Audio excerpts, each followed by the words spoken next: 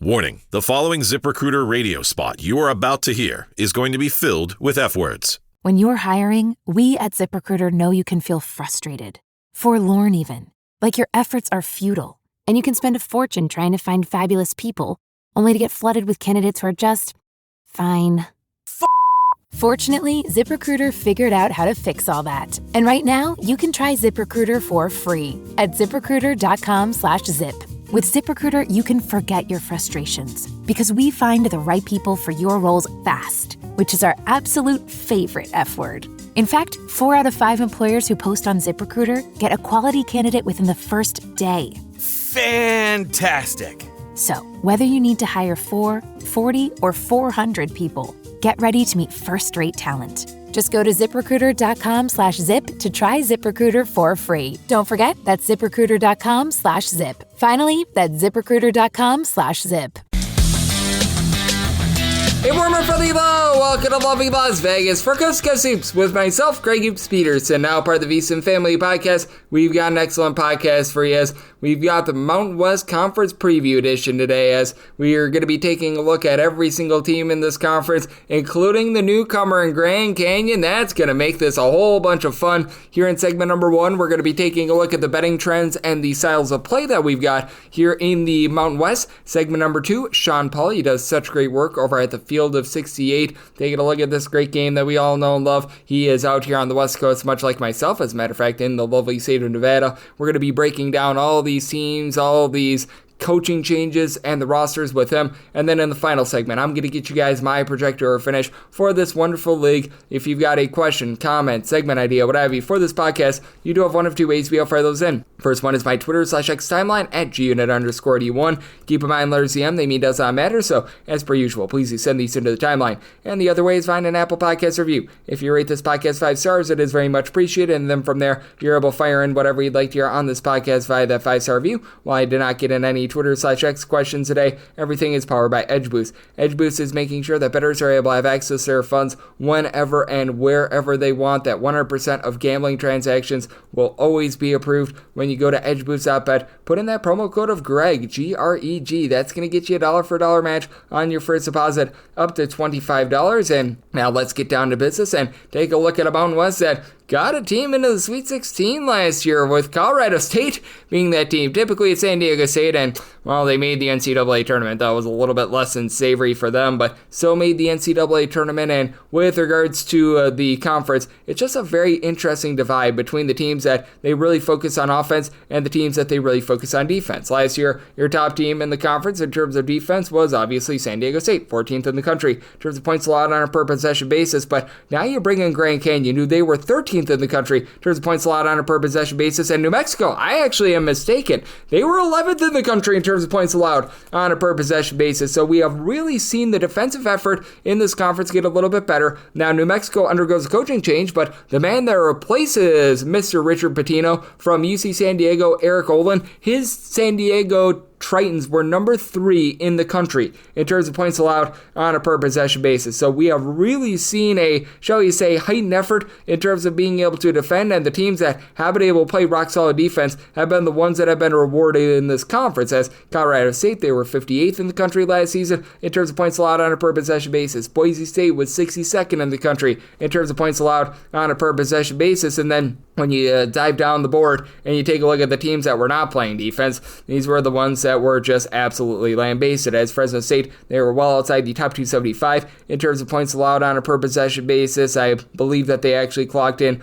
more in that neighborhood of 298th. Wyoming had themselves a relatively rough year on the defensive side of things. I think that that is going to be much improved this year with season number 2 under their guy in Sundance Wicks, 216th in the country in terms of points allowed on a per possession basis. Utah State was 141st. They were able to do a pretty rock solid job on offense. We'll dive into that in a minute, but I mean, it felt like there was a big divide between the haves and the have-nots on defense, and obviously Air Force just absolutely awful, 335th in the country in terms of points allowed on a per possession basis. And this is very much a conference in which you want to be strong on the inside. Rebounding is so big with regards to this conference because you have one of the best rebounding teams in all of college basketball really be able to take center stage in Boise State. They were 10th in the country in terms of their overall rebound percentage. They were one of the best teams in the country with that regard, and led them to quite a bit of success. You had a lot of teams that they just weren't able to get second chances in this conference as well. And that's a big hallmark that you're finding right now with regards to the Mountain West. They are not going to allow you to get second and third chances because I just mentioned Boise State, how they were the top rebounding team in the conference.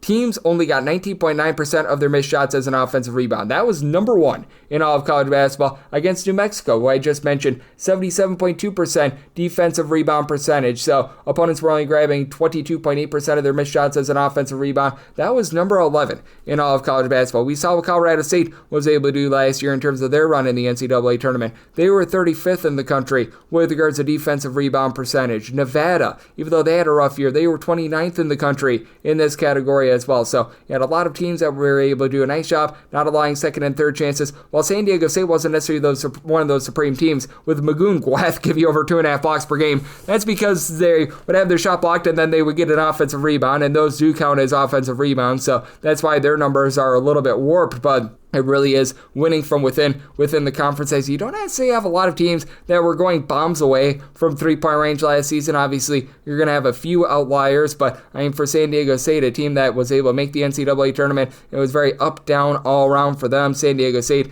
they were shooting about 32.6% from three-point range. Colorado State was a very rock-solid three-point shooting team last year at 36.3%, so they were one of those teams that was leading the way. New Mexico, team that was able to make the NCAA tournament, they shot about 34% from three-point. The Trains over at UC San Diego, because they're going to be having Eric Olin come in to coach them up now, they were shooting about 36% from three-point range. Like UNLV was shooting about 33.5% from three-point range last season. Air Force is always actually a relatively decent three-point shooting team, 33.1%. Didn't do a whole heck of a lot else well last year, so at the very least they have something in. For Utah State, they were one of the most efficient offenses in all of college basketball, top 30 team in terms of points scored on a per possession basis. They were about 119th with their three-point shooting as well, so interesting looks there. And it's interesting to take a look at the divide between the teams that play super duper fast and super duper slow, because you do have some of the fastest teams in all of college basketball within this conference. As for New Mexico, again, we should be seeing a little bit of a tempo change, because UC San Diego, they were 243rd in the country in terms of total possessions per game. New Mexico last year was 8th, so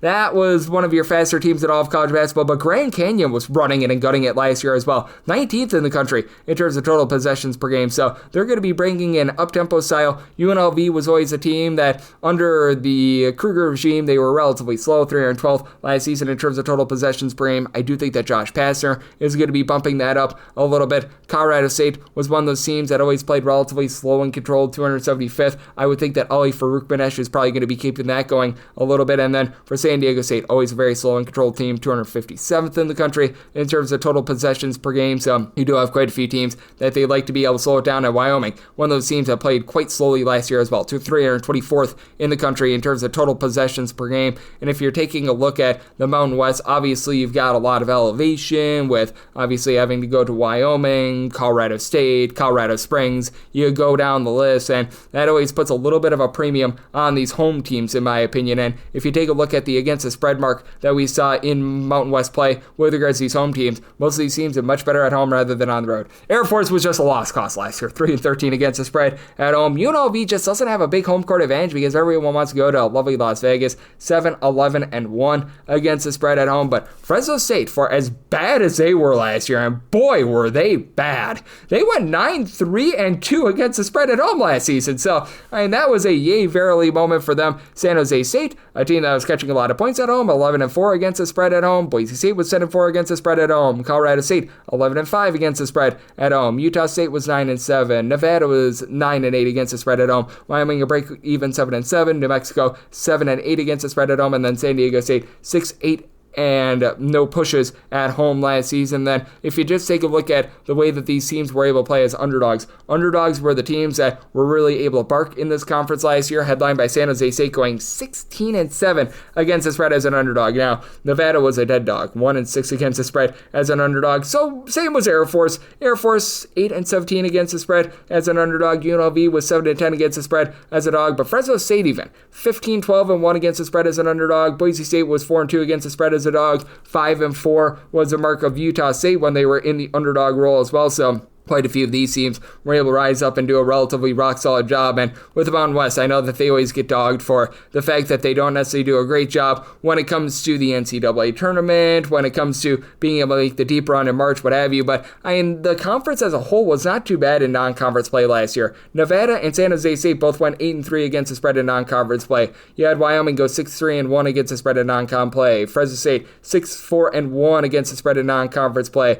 New Mexico was 6-6, break even. You did have a few teams go 5-8 against the spread in non-conference play in Colorado State, Boise State. San Diego State was 3-6 against the spread in non-conference play, and UNLV 3-7-1 against the spread in non-conference play. But it was relatively break even there. And then if you take a look at just the totals that you got out there in the Mountain West, it was very intriguing as you saw quite a few teams go over the total in a lot of games. UNLV was your main under team, 20 unders, 13 overs. New Mexico, 20 unders to 14 overs as well, so they were a bit of an under team. Boise State is always a relatively good defensive team, 19 unders to 17 overs, but then you had San Jose State, 20 overs, 12 unders, and a push. Fresno State, 19 overs, 13 unders. Colorado State, 19 overs, 15 unders, and 2 pushes. San Diego State even, 16 overs to 14 unders. Air Force, 17 overs, 15 unders. Break even for overs and unders with Wyoming and Utah State. And what I think is interesting is taking a look at conference games versus non-conference games, because in conference play, things actually got overwhelming. All but 4 teams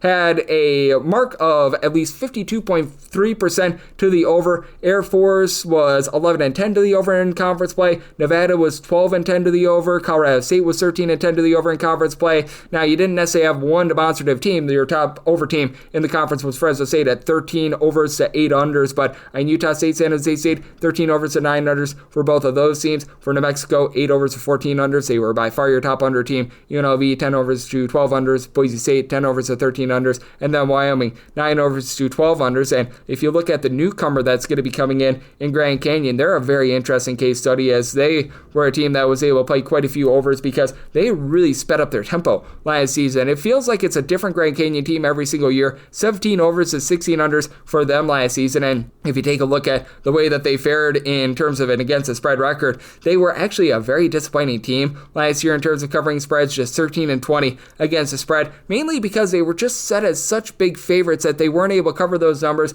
They had a relatively rough start towards the beginning part of the season because Ty and Grant Foster was dealing with injuries, what have you, and I think that really stood out in the way that they were able to play against the spread as a favorite. As against the spread as a favorite, Grand Canyon just 10-19. Meanwhile, when you put them in the role of an underdog, which they weren't very much of last year, they're going to be finding themselves in that role a little bit more this year, 3-1 against the spread. So those are some of the betting trends and some of the styles of play that we've got out here in the Mountain West. Now coming next, how about if we take a look at all of these rosters, the coaching changes, and the newcomer in Grand Canyon with our good friend Sean Paul right here on Cuz Soups with myself, Greg Peterson, now part of the Decent Family Podcast, the Mountain West Conference Preview Edition. Finding great candidates to hire can be like, well, trying to find a needle in a haystack. Sure, you can post your job to some job board, but then all you can do is hope the right person comes along. Which is why you should try ZipRecruiter for free at ziprecruiter.com/zip. ZipRecruiter doesn't depend on candidates finding you. It finds them for you. Its powerful technology identifies people with the right experience and actively invites them to apply to your job. You get qualified candidates fast. So while other companies might deliver a lot of hay, ZipRecruiter finds you what you're looking for. The needle in the haystack. See why 4 out of 5 employers who post a job on ZipRecruiter get a quality candidate within the first day. ZipRecruiter, the smartest way to hire. And right now, you can try ZipRecruiter for free. That's right, free at ziprecruiter.com/zip. That's ziprecruiter.com/zip. ziprecruiter.com/zip.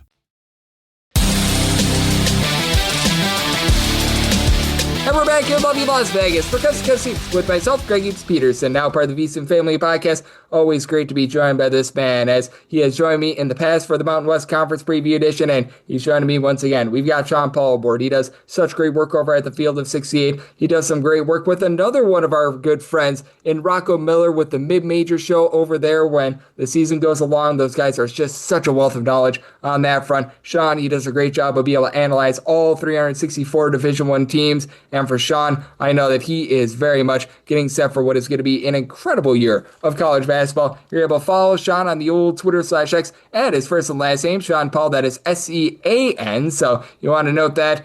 Sean, Paul, CBB all together. And Sean, always great to get you aboard. Thank you. Yeah, thanks for having me, Greg. Appreciate it as always. I appreciate you, Sean. And Sean, let's get down to business. And let's first things first, take a look at the newcomer in the conference in Grand Canyon. What can we expect out of them? Because they're stepping up big time in terms of competition, but they've got a lot of talent on the roster. Bringing in Nana Owusu-Anane is something that I like. They've got a whole bunch of size. They were a great defensive team last season. Didn't necessarily cover a lot of spreads last season, but this feels like a team that right away could be a force in this conference. Yeah, definitely a step up in competition. I feel like at some point there they were getting a little bit bored with their competition in the WAC. Obviously, they had some tough calls last season, but they end up making the NCAA tournament once again. But overall, this Grand Canyon team this year, they lose a lot. Tyon Grant Foster is now at Gonzaga. Ray Harrison, he's gone. So those are two really big pieces that were really the staples of this Grand Canyon program over the last couple of years that have departed. But adding a guy like Brian Moore Jr., who was really good for Norfolk State last year, another team who made the NCAA tournament. He was at Murray State before that. He's a really interesting player because he's not a big-time three-point shooter, but he's really good at getting to the foul line. He's super athletic. He's smaller. He's only 6'1", but he can really get to the rim and make plays inside. So he's a guard that could really be a big piece for the Lopes this year. But what I'm really looking at here is Jaden Henley, who really went off for UNLV after De'Don Thomas Jr. got hurt. Him next to Brian Moore Jr. should make a really fun duo. And their interior is really strong, too. And like you said, Owusu-Anane, he's more of a defender. Then you have Wilhelm Breidenbach, who was at Washington. He's more of an offensive player. And then 7'1" Dennis Evans being on the court finally. That will be a big difference maker because he's really athletic. He's long. He should be a fantastic piece for this Lopes team. I don't see them as a team that's top 3 in the league, but are they top 5, top 6 in the league in a really good Mountain West this year? I think so. They have enough talent to do that. It might take a little bit of time for them to get their feet under them because they just have so many new pieces, but they will be one of the teams who can win the Mountain West Conference tournament for sure. Yep, I'm right there with you. I don't have them in my top 3, but I have them inside my top 5, so I'm in agreement with you with that regard. And I think that this team is very interesting because you're out here in my home state, Sean. You're out here in lovely Nevada, and for the Wolfpack, it was a rough season for them. Second worst win percentage over the last decade as they went 17-16 last year. Tyshawn Comer is obviously going to be a big part of this team, but they lose so many key cogs like Nick Davidson and company from a season ago, like the size that they added with Joel Armatrain and Elijah Pierce coming in. So how do you take a look at this Nevada team? One where I'm starting to sour on Steve Alford as a coach a little bit. Yeah, I'm not super in on this Nevada team this year. Obviously, they've had some good teams in the past. Last year was a big disappointment. They had an NBA player in Kobe Sanders, and last year just was not a very good team. They lost. They were in the Charleston Classic, I think, or one of those tournaments. They played decently, and then they just lost games at home that they absolutely shouldn't lose, I think, to like South Dakota State. It was just a really strange season for Nevada. They lose a lot of pieces from that team, and I'm not sure where the scoring's coming from on this team. Tyler Rollison is probably going to have to make a pretty big jump as a junior. He didn't do a whole lot as a sophomore, but I liked his potential as a freshman. Didn't quite make the jump that I thought he would. Vaughn Weems was one of the top scorers at the JUCO level last year. So if he can bring some of that scoring, that would be nice.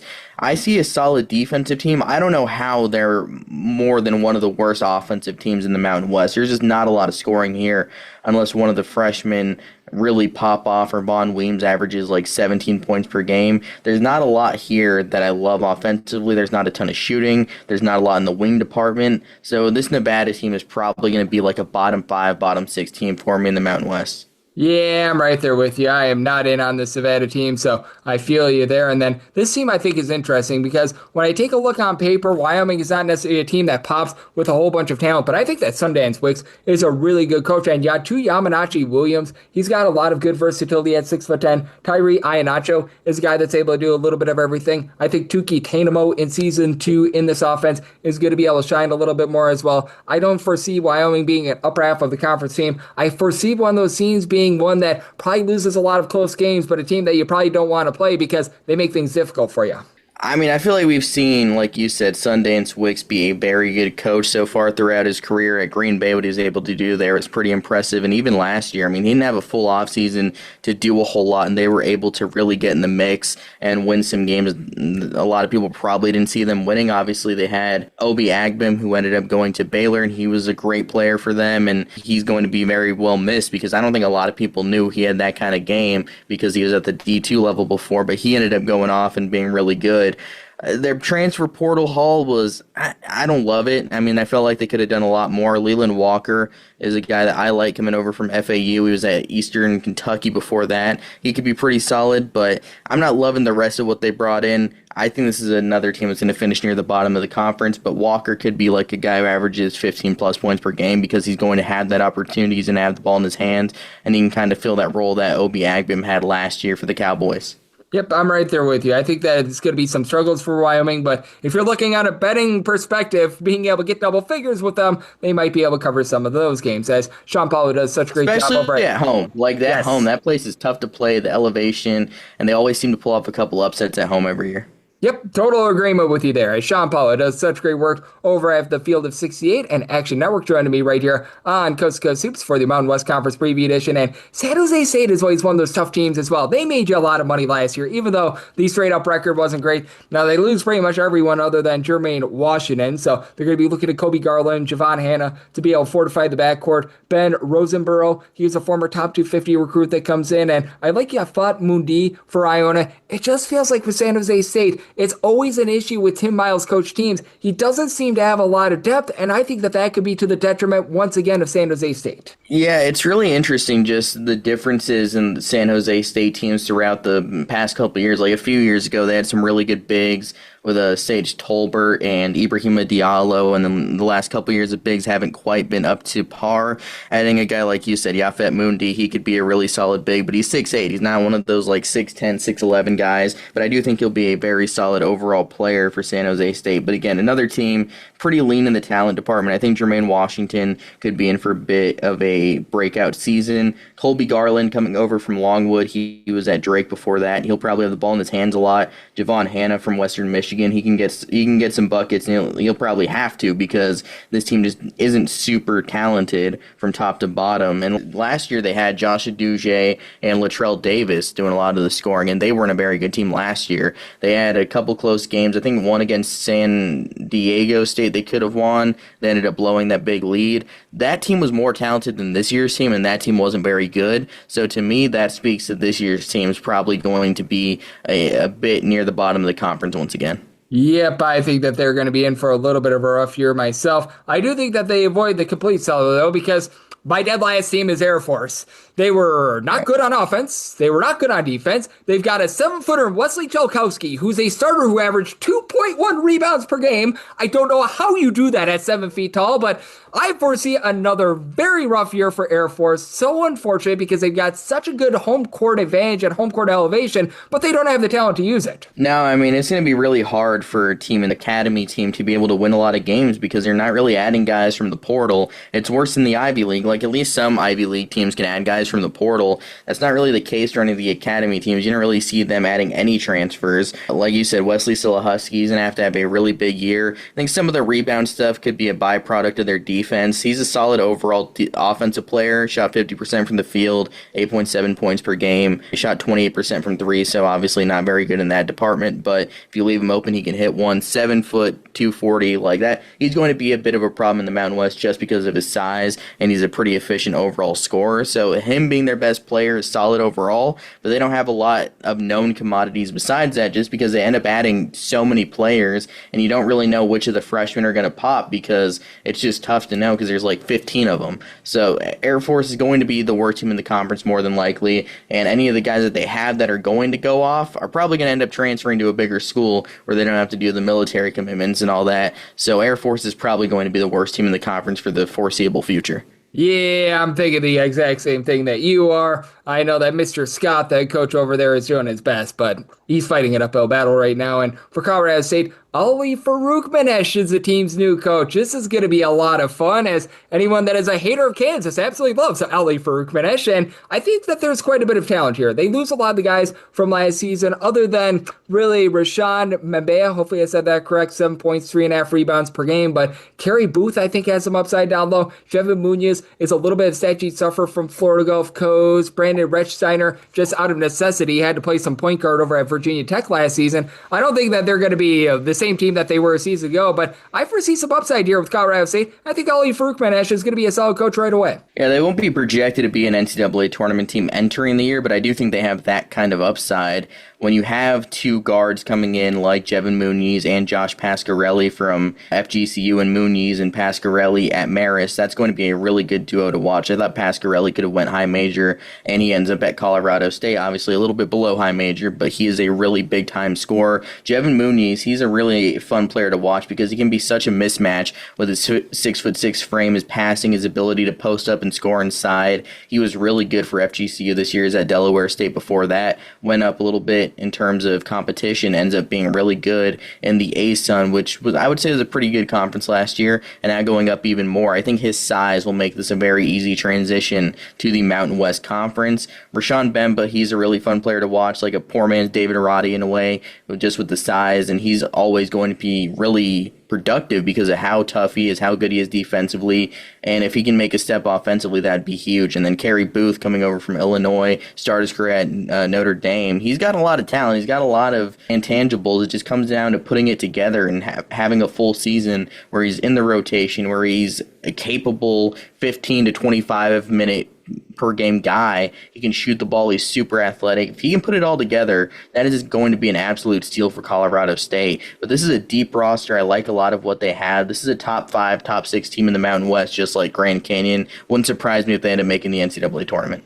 Yep, absolutely. And I do think that they're going to be a team with a lot of upside moving forward. And there's quite a few coaching changes out there in the conference, as Sean Paulo does such great work over at the Field of 68 is joining me on Coast to Coast Hoops. And one of the teams with a coaching change is New Mexico. And I love the fact that they had in there Eric Olin from UC San Diego. Brings one of his own, Chris Howell, who had a lot of versatility in there. They bring in a guy from the junior college ranks, and Antonio Cholo, who actually began his career over at Rutgers. To Javis Miller was a nice sixth man over at North Dakota State. Dayton Albury lit it up from three-point range at Utah State. At Queens NC 2 seasons ago, rock solid player. And if you can get anything out of JT Rock, I think that there's some upside here with New Mexico. And it's very clear that Olin has a really good system, and I think that gets going right away because he brought Howell with him from UC San Diego. I think this will be a really good defensive team, and UC San Diego under Eric Olin last year was a really good defensive team, but a lot of what they did offensively, it was a couple things. For one, they shot the ball from three a lot, and they shot it well with Tyler McGuy and Hayden Gray. They don't have either of those two guys on this New Mexico team, and obviously they're both at eligibility. I'm sure they would have followed Eric Olin if they did have eligibility remaining, so you can't really replace those two guys, and you also can't really replace, even though he was really bad in the NCAA tournament game, you can't really replace Aniwa Tate Jones and what he was able to produce for that offense. I mean, he drew a ton of fouls. That was a lot of UC San Diego's offense. They were able to get out of tough situations at times because of how good he was at drawing those fouls. And he was a great passer from the post as a bigger guard. So that was just a really fun offense to watch. And even though Eric Olin is a really, really sharp coach, it's going to be interesting to see how he does without those pieces. And the guard department on this New Mexico team is kind of interesting to me. You have Dayton Albury, who was solid at Utah State, but he wasn't a star there. He's really good at Queens. Besides him, you don't really have like a true point guard on this roster, and I think that's going to be a bit of a problem. Maybe Javis Miller can handle it a little more. Maybe Chris Howell can handle it a little more, but neither of those two guys are point guard type players. But there is a lot of talent here with Antonio Chol, another guy, 6'9", really athletic, can shoot it. He was awesome at the JUCO level last year. Howell is just a culture guy. He's a winner, and I think a lot of that same can be said for Javis Miller and Kevin Patton. Like, those are guys who defend, who play hard. I think they contribute to winning basketball, and that's a lot of what Eric Olin's looking to bring to the table. And you have JT Rock, like you said, if he can find some of that upside that made him a top 100 recruit, that'd be huge. Tomislav Buljan, another overseas recruit for Eric Olin. He is supposed to be really, really good, so we'll see what he brings to the table. But I'm a little bit concerned about that guard play. That's going to keep me a little bit lower on this New Mexico team. I said that on Twitter, and New Mexico fans were not in total agreement. Not a surprise. I've had my battles with New Mexico fans throughout the years. It's going to be some really good years upcoming for them because Eric Olin's such a good coach. But I think we're going to see some real offensive struggles this year, but they have the defensive upside to be like a top 40 defense to really make up for some of those offensive issues. So New Mexico is going to have a really solid overall year. It might not always be pretty on the offensive end, though. Yep, absolutely. And I do think that it's going to be an interesting case study to see how that UC San Diego style of defense plays here in the Mountain West as well. That's something that I'm very intrigued to see. And I'm very intrigued to see how UNLV does as well, because I've always liked Josh Pastner as a coach. I felt like he got a raw deal over at Memphis, and frankly, I think that he's done a better job there than Penny Hardaway has. And I felt like UNLV did a really good job this offseason of being able to bring in some nice transfer portal haul pieces as well. Kamani Hamilton, Al Green, Miles Shea. I think that these guys are going to be rock solid right away. Emmanuel Steven is a guy with some upside for UNLV. I feel like they're a pretty balanced team, and I don't think that they're going to be towards the top of the conference, but I think that they can bust into the upper half, and I think that Josh Pastner shows people that he deserved a little bit more respect.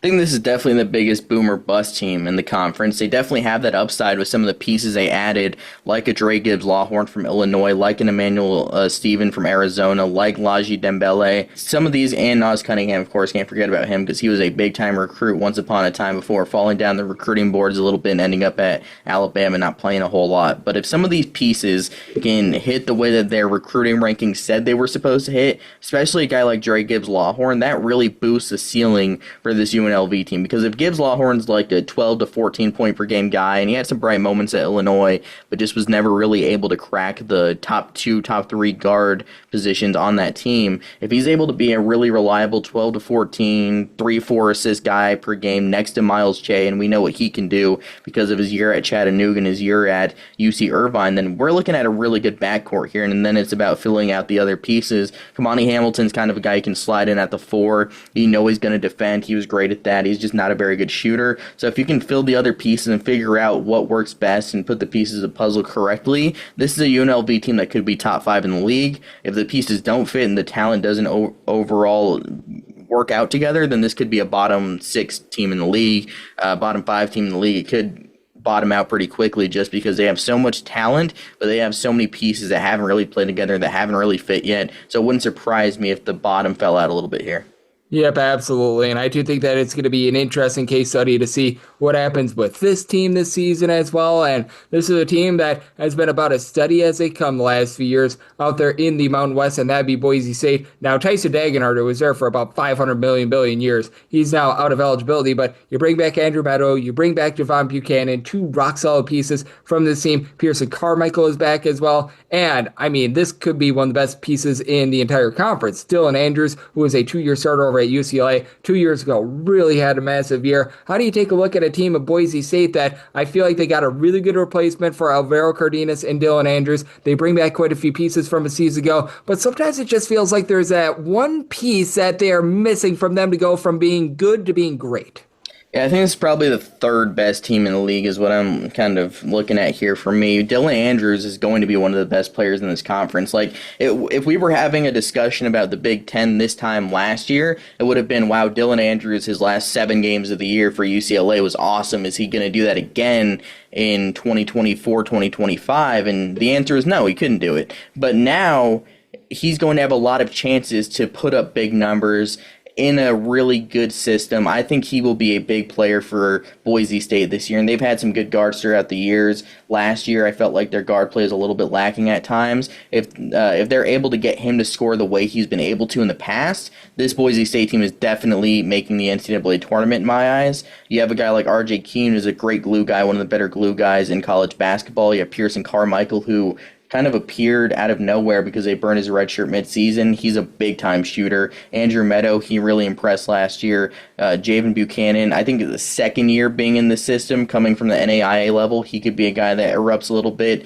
and breaks out. Drew Fielder, he was really solid for Georgetown at times, a floor stretcher. He can kind of fill some of that Dagenhart role and some of what I think they were missing last year at the 5. They didn't really have that floor stretcher, and now having him there is going to really open things up for this offense. I think they'll be a little bit worse defensively than they've been the last couple of years, but it'll come because they're going to be a lot better offensively. So I think giving up some defense for offense is overall a really big boost for this Boise State team, and I think they're an NCAA tournament team.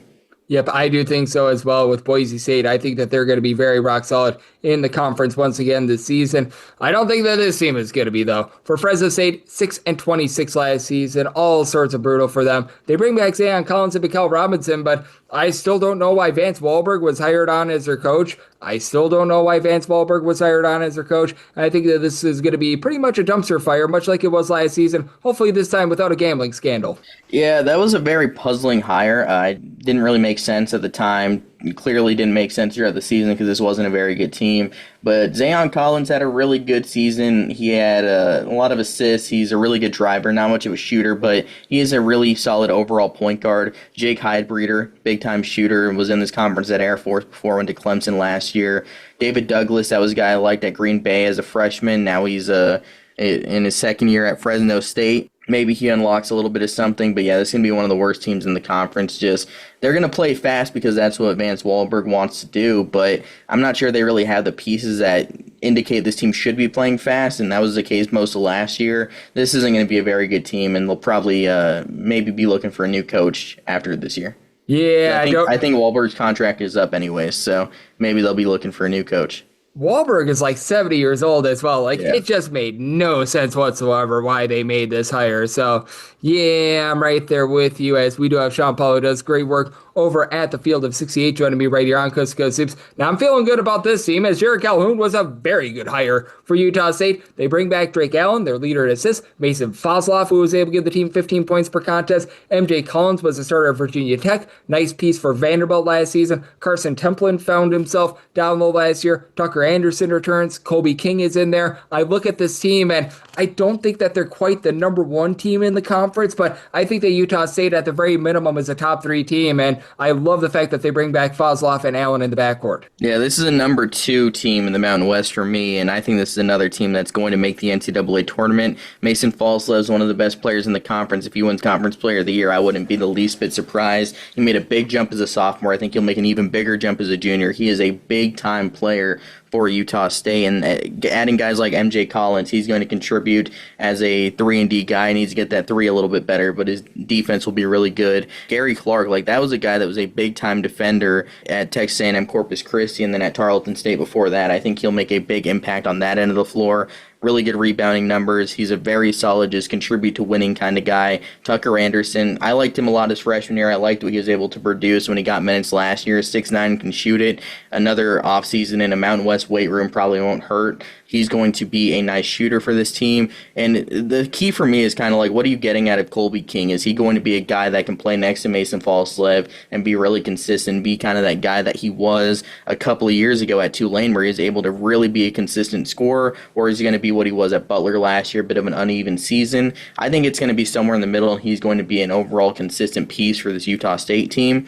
Last year, they were really good kind of out of nowhere, I feel like. I mean, some people probably thought they'd be good. I didn't think they'd be nearly as good as they were. That was a bit of a surprise to me. I think this team is just as talented. They don't have Ian Martinez, but I think this team is just as talented because of the boost that Mason Fosloff's junior breakout is going to give them. So I think this is an NCAA tournament team.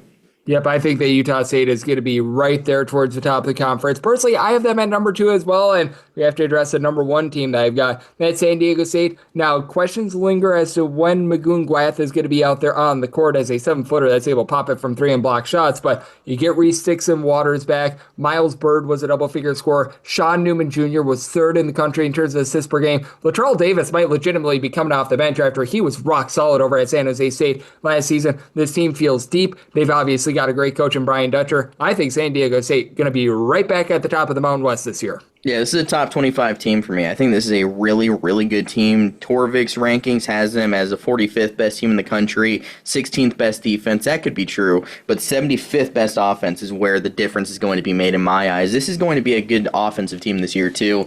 And last year they were really bad offensively, and it wasn't ever going to be anything different than that because they had Reese Waters get hurt, and they had nobody to replace him because it was already a month before the season when he got hurt and was out for the year. So now having a full full year of Reese Waters next to Miles Bird, who, if he can be a little more efficient shooting-wise, he's going to be that NBA player that a lot of people projected him to be going into last year. Then you have Magoon Gwath, who is going to be an NBA player. His ability to shoot with his defense. He is just a rim protector. He can defend in space. He's just an overall anchor for a really good San Diego State defense. And then you have some other pieces like a Miles Heide, who can be a great defender.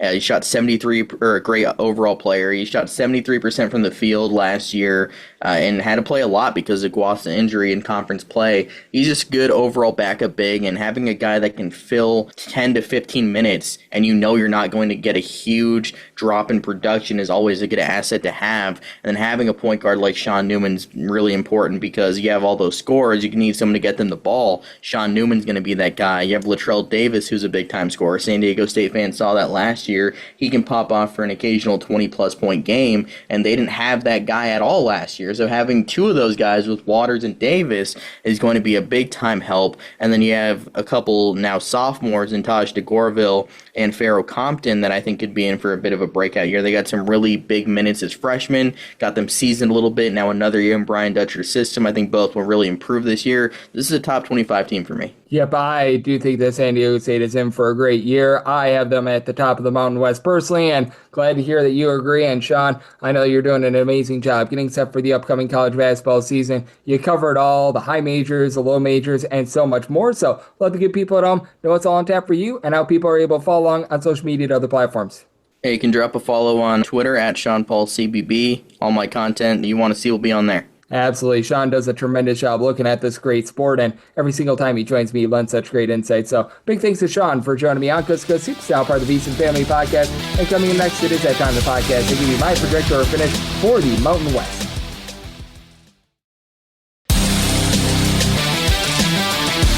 And we're back here in lovely Las Vegas for Coast to Coast Hoops with myself, Greg Hoops Peterson, now part of the VSiN Family Podcast. Always great to be able to get Sean Paul aboard. He does such a great job taking a look at this great game that we all know and love of college basketball. Every single time he joins me, he lends such great insights. Did so once again today on this conference preview edition. So big thanks to Sean for joining me in the last segment. Now it is that time of the podcast. I give you my projector or finish for the Mountain West. Again, because this is a conference preview edition, any news and notes I miss on Wednesday, those are going to be polished up on the podcast tomorrow. I always want to give these conference previews as much sparkle and shine as humanly possible, and I do want these to be evergreen podcasts where if you're listening to this just a few days before the start of the season, you're still able to utilize it, you're still able to have it as a resource as well. So how about if we dive in and we go with number 12 in terms of my projector or finish.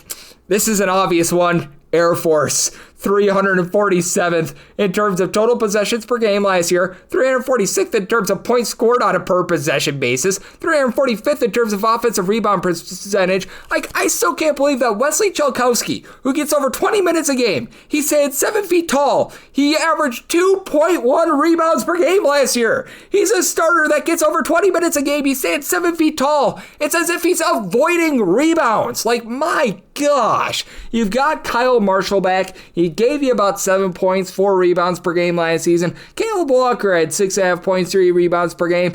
You have nobody else returning that averaged more than 2.5 points per game. It's always a relatively okay 3-point shooting team, but they're going to have no rebounding whatsoever. The defense is awful. They've got a great home court advantage out there in Colorado Springs, but they just don't know how to utilize it, and they were actually worse at home than they were on the road last year. So, yeah, it's rough for Air Force. Number 12 in terms of my projector or finish, we are going to be going with the Falcons. At number 11, it's Fresno State, as I still don't know why Vance Wahlberg was hired on as these team's head coach.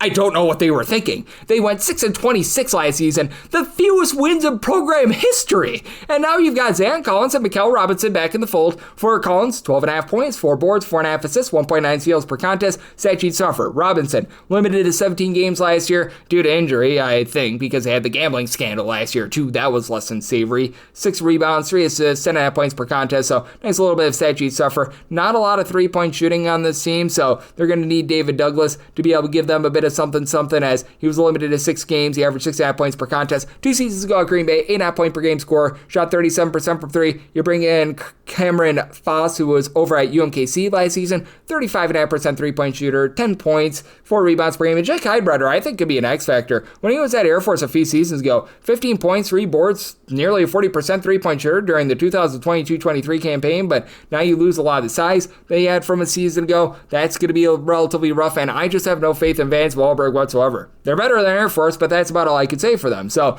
number 11 in my projector finish, we go with Fresno State. At number 10, I'm going to be going with old San Jose State. With San Jose State, they lose pretty much everyone other than Jermaine Washington from the season ago, and Washington was only averaging about 4.5 points per contest off the bench. They do bring in Kobe Garland, who I like from Longwood. He was averaging about 12 points, 4.5 assists per contest. Javon Hanna is not a guy that's going to light it up from 3. Western Michigan was brutal with their 3-point shooting last year, but I mean, he's able to give you about 12 points, 4 boards, a little bit over a steal per contest. Ben Rosenborough, he was a top 200 freshman according to 247 Sports for the 2024 class, was unable to get out there on the floor last year. They're going to have him this year. Yafat Mundi is able to give you about 7.5 rebounds per game, about a steal, so I mean, he's going to be rock solid. And Marcus Overstreet from Mercer, he was able to give you about 5 boards at 6'9". He gives the team some size. Adrian Myers could be a little bit of an X-factor guy, unable to get out there on the floor over at Mississippi State, but he comes in from the power conference level, so I think that that's going to be helpful for them. For San Jose State, just losing so much, I think it's going to be hurting them. I do believe in Tim Miles as a coach, though. So at number 10 in my projector finish, I'm going to be going with San Jose State. Number 9, I go with Nevada. It does feel like the bottom is starting to fall out for Steve Alford. He does bring in Tyshawn Comer, who was over at Evansville last year with the Purple Aces, 16 points, 4 assists, a little bit over a steal per contest, but they lose so much from a season ago. The likes of Nick Davidson and company being out the fold hurt this team, though. Tyler Rollison, he's one of the main pieces that return from a season ago, 7.5 points, 2 assists per contest. Joel Armatradon, who was over at UC Riverside last year, a little bit over a block, not too much of a score with about 5.8 points, but 6.5 rebounds per game. He's 6'10". He'll fortify the post a little bit. Along with Elijah Price, he was over at Fresno State last year, 8 boards, 10.5 points, 1.3 steals, 1.3 blocks per contest last season. And then Corey Camper was part of a UTEP team that did a great job of generating turnovers. He didn't necessarily do a ton of that, but 10.5 points, pair of assists, shot in the mid-30s from 3-point range. So, I mean, that's solid. And then Von Weems is an X factor. This guy was at North Idaho College at the junior college level last year. He averaged 26.7 points, 8.1 rebounds, 2 assists, 3 steals, and shot 35.5% from 3. So, I mean, he put up some video game numbers. Will that translate into the Mountain West, though? Nobody knows. And I'm just a little bit down on Steve Alford right now. So, at number 9 in my projector finish, I'm going to be going Nevada. At number 8, I go with Wyoming. With Wyoming, it was a little bit of an up-down all-around sort of season for Sundance Wicks, but I'm a big believer in him as a coach. He does have to replace quite a few of the guys that he had from his season ago, but Tuki Tanamo is going to be back after he last year only gave the team 5.5 points per contest, but at 6'9", he's able to be a dynamo from 3-point range. As I remember a few seasons ago, he was over at Denver during the 2023-24 campaign. 15.5 points, 7.5 boards, was able to shoot about 34.5% from 3-point range. He's a guy that coming back for another year, I think that that's going to be able to help them out. Tyree Iheanacho is someone that has put up big numbers in the past in terms of places where he has been, as I know that he was over at North Dakota a few seasons ago where he was putting up double figures. Last season he was over at Washington where he just felt like he was a misfit piece. He was able to give the team a pair of assists, and he was actually starting 20 games for Washington last year, but was unable to give you a whole heck of a lot of production there when he was over at North Dakota 2 seasons ago. 14.5 points, 5 boards, 4 assists, steal and a half per contest. So, guy has the capability of being a stat sheet sufferer, but not really a great 3-point shooter. This is going to be a team that likely is going to be struggling quite a bit with their 3-point shooting, but it appears as though the name of the game for them is going to be defense, especially with bringing in a guy in Loveland Walker, who I really like. Walker was over at Florida Atlantic last year, 9 points, 4.5 assists per contest. He should do a good job of running the point, and when he was over at Eastern Kentucky, it was part of a defense that was able to generate a bunch of turnovers. So when it comes to Sundance Wicks, I think that he gets things a little bit more online with this team. Mataja Bellick at 6'7" has some good versatility as well, and Yatu Yamanachi Williams at 6'10" is able to pop it from 3 as well. So you're gonna have some versatility with this team. Do think that they're still a little bit off, but I do think that improvement is going to be had here. So at number 8 in terms of my projector finish, I'm going to be going with Wyoming. At number 7, I go with Colorado State. I think that Farouk Manesh is going to be able to do a solid job at Colorado State. They obviously lose quite a bit from a season ago, as you've got a big giant coaching change that happens here. He does bring back a guy or two from a season ago, but it's mainly all about the transfers, as Rashawn Mambea is really the main guy that returned 7 points, 3.5 boards as a starter last season. But Brandon Rechsteiner, he pretty much had to be a starting guard for Virginia Tech last season with all that they went through, but he was able to give the team nearly 3 assists, 7 points per contest, turn the ball over a little bit more than what you'd like, but he's got those starting reps over at Virginia Tech. That's a good thing. Kerry Booth, he 2 seasons ago over at Notre Dame at 6'10", he was rock solid. 6.5 points, 4.5 rebounds per game. Last year at Syracuse, they just didn't put him out there on the floor. Josh Passarelli comes in from Marist, 16 point per game scorer that shot over 39% for 3 points. Jevin Munoz, 6'6" combo player, Florida Gulf Coast, that did it all. 4 assists, 5.8 rebounds, 10.5 points, 33% 3-point shooter. So I do think that there's quite a bit of upside with this Colorado State program. I do think that they're going to be able to be a relatively solid team under Ali Farouk-Manesh. So I've got them at number 7 in terms of my projector or finish. At number 6, I go with New Mexico. New Mexico under Eric Olin, I think, is going to be rock solid right away. He brings in one of his key cogs from UC San Diego from a season ago, and Chris Howell. Howell was a stat sheet sufferer when he was over at UC San Diego. Only 5.5 points per game. Not necessarily too much of a score, but 3.8 rebounds, 3 assists, 2.2 steals per contest. And then you got to Javis Miller. He comes in from North Dakota State. 10.5 points, 4.5 boards, 36.5% 3-point shooter as a 6-man last season. Dayton Albury shot 43.5% from 3 last season over at Utah State. He was able to pound in there 8 points per game. JT Rock did not really see any playing time whatsoever over at Iowa State, but he comes in from the power conference level at 7'1". He should be able to fortify things down low. And Milos Vetencic, he was someone that was over at UC San Diego last year, was limited to just 1 game at 6'7". He should be able to fortify the post for the team. Kevin Patton, he was able to shoot in the mid-30s from 3-point range over at USC last season as well. And then I love Antonio Chal. He began his career over at Rutgers, went down to Garden City Community College last year, 19.5 points, 7.5 boards, block and a half per contest at 6'9". He's going to be able to give some good versatility. He's going to be a good fit for this Olin system. So with New Mexico, I do think that the pieces are going to fit right away. I've got them number 6 in terms of my projector or finish. At number 5, I go with UNLV. Josh Passer, I just feel like is a very undervalued coach, and he brings in Al Green from Louisiana Tech, who I like, 42% 3-point shooter that delivered 10 points per contest last season, and he shot 48% from 3 in Conference USA play last season. Miles Shea over at UC Irvine, Zaza for the Anteaters, he was able to put in there 13 points, 3 assists, 43% 3-point shooter. Kamani Hamilton from High Point, he's not going to be a low point. He was able to give that team 13 points, 4.5 boards, 2 assists as a 6'8" do-it-all sort of player. And then Draw Gibbs Lawhorn leaves something to be desired with his 3-point shooting, but I knew he was a solid 6-point per game scorer over at Illinois last season. That 3-point shooting could come from Howie Fleming, who was over at UT Grand Valley, the Vaqueros. He was able to give the team 12.5 points, 6.5 boards, 2.5 assists, 42% 3-point shooter. Laji Dembele, hopefully I said that correct, from Iowa. He was a starter for the team that shot 38% from 3 at 6'8", all sorts of versatility. Emmanuel Steven, a former top 125 recruit at 6'11", comes in after being stuck on the Arizona bench. I really like the pieces that Josh Passer has brought in, and he's a very underrated coach in my opinion. So number 5 in my projector finish, I'm going with UNLV. Number 4 is going to be the newcomer in Grand Canyon. I do think that this step up in competition is going to be tough for them, but I do have a belief that this is going to be a good year in general for this program, as I do think that Bryce Drew is just doing a really good job with this team, as they were a top 20 team in terms of points allowed on a per possession basis last season, and bringing in Nana Owusu-Onane, who missed all of last season after he was very rock solid over at Brown. That should be exactly what the doctor ordered for this team to be able to be so strong down low. 14.5 points, 8.5 boards, 2 assists, 1.3 steals, and a block per contest 2 seasons ago. You've also got a 7'1" big man that missed all of last season as well, who should be able to come in and be able to give this team quite a bit of something in Dennis Evans. I'm very bullish on him. Jaden Henley enters from within the conference. He was over at UNLV last season, and he was a solid double-figure scorer for UNLV. 12.5 points, 4 boards, steal and a half per contest on 35% 3-point shooting. Having Caleb Smith from UC Riverside pretty much be a reserve for this team with 11 points, 4.5 boards. That's solid. Wilhelm Breitenbach, he was a part-time starter over at Washington. That gives the team even more size.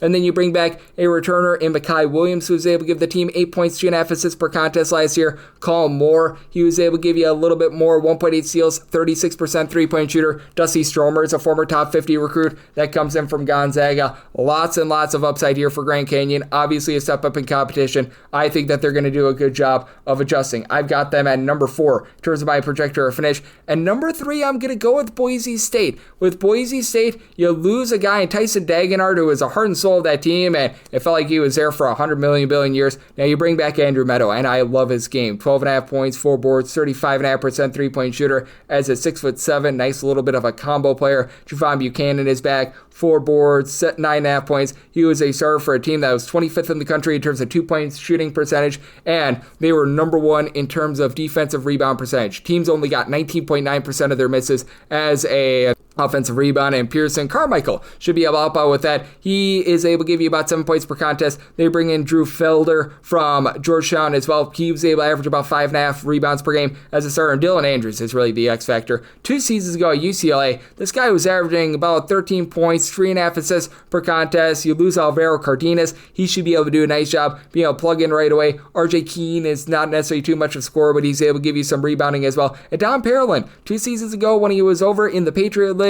about 6.5 rebounds per game, missed all last season due to injury, but at 6'9", he should be able to fortify things as well. But Boise State does lose quite a bit from that backcourt. They do lose guys like Omar Stanley as well. So I do have Boise State in terms of my projector finish here at number 3. At number 2, I'm going to go with Utah State. With Utah State, I absolutely love the fact that they bring back their 2 main guys in Drake Allen along with Mason Fosloff, 15 points, 6.5 boards, 3.5 assists, 2.3 steals per contest on 39% three-point shooting. Allen was able to give out 4 assists, a little bit over a steal per contest for a team that was 15th in the country in terms of points scored on a per possession basis. Recognize that the defense left a little bit of something to be desired, and they do have a little bit of a tough time being able to replace some of those depth pieces. But that said, you've got a guy in Tucker Anderson who I very much believe in. Last season, he wasn't necessarily able to give the team a ton of production, but he's one of those guys that at 6'9" is able to pop it from 3-point range. I think that he's going to be able to play a big role for this team as well. And then I think that MJ Collins is such an X factor as well. For MJ Collins, he comes in after last season. He was a rock solid player over at Vanderbilt. He was able to give the team about 7.5 points per contest. At 6'4", not necessarily a guy that's going to light you up from 3-point range, but he was a nice reserve for them. Spent some time as a starter over at Virginia Tech as well. I think that gives the team the depth that they're going to need. And then you bring back someone like a Carson Templin, who I felt like was really able to find it towards the back half of the season last year. They're also going to be bringing in as well guy from Tulane that I really like in Kobe King, but for Templin, 7.5 points, 5 boards. It felt like he was really finding his footing towards the back half of the season last year, was able to do a nice job down low for the team, and I do think that with Utah State, the defense is going to be fortified, and bringing back so many pieces from a season ago has to be bullish on them. So I've got them number 2 in terms of my projected finish, but at number 1, even though this team has some injury concerns, I'm going with San Diego State. Magoon Gwath, who knows when we're going to be seeing him this year, but we should be able to see him when it comes to those primetime months. 8.5 points, 2.6 blocks per contest, has a true 7-footer, shot 38% from 3 last season. You've got Miles Bird back, who does it all. 12.5 points, 4 boards, 2.7 assists, 2 steals per contest for one of the best defenses in terms of points allowed on a per possession basis in all of college basketball. And now you've got Reese Dixon Waters back as well. 2 seasons ago, he was a rock solid player for this team. 9.5 points, 3.5 boards, mid-30s three-point shooter at 6'6". He missed all of last season. He's back. Jeremiah Odom missed the 2024-25 season after being a part-time starter over at DePaul and also spent some time over at Wyoming as well. You bring in Latrell Davis to fortify the three-point shooting. Shot 38% from 3 over at San Jose State with 11 points per contest last year. BJ Davis is back. Taj DeGourville, hopefully I said that correctly, he's back as well. This was a team that was just so good with regards to being able to guard things down low as well. Top 10 team in the country in terms of opponents' 2-point shooting percentage. I think that this Brian Dutcher style is going to reign supreme once again, especially with Sean Newman coming in after he averaged 7.9 assists per game, 3rd in the country in terms of assists per game when he was over at Louisiana Tech last season. That brings it all together, and I've got San Jose State winning the conference. So number 1 in terms of my projector finish, we are going to be going with San Jose State, and that'll wrap things up for the Mountain West Conference Preview Edition right here on Coast to Coast Hoops, now part of the VSiN Family Podcast. Big thanks to Sean Paul. He does such amazing work over at the Field of 68. He joined me in the last segment. If you do like hearing from this fine podcast, Coast to Coast Hoops, you're able to subscribe wherever your podcast, Apple Podcasts, Google Play, Spotify, Stitcher, and TuneIn. If you have a question, comment, segment idea, what have you for this podcast, you have one of two ways to be able to fire those in. First one is my Twitter/X timeline at gunit_81. Keep in mind, letters EM, maybe does not matter, so as per usual, please do send these into the timeline. The other way is find an Apple Podcast review. If you rate this podcast 5 stars, it is very much appreciated. And then from there, you're able to fire in whatever you'd like to hear on this podcast via that 5-star review. And I'm with you guys every single day on this podcast, regular season and off season. So I'll be back with you once again tomorrow. Thank you.